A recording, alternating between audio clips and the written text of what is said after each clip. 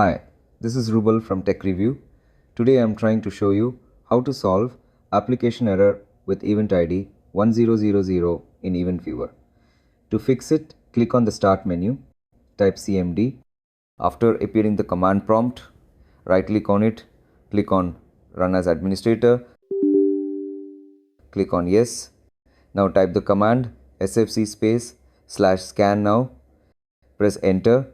Please wait, it will take some time. After finishing the processes, type another command DISM /online /cleanup-image /restore health. Press enter. Please wait, also it will take some times.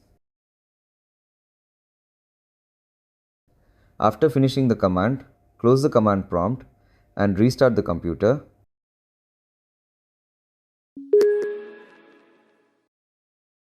After restarting the computer, hope your problem is solved. Thanks for watching this video. Hope you like this. Please do subscribe my channel. Also give a like please. Take care.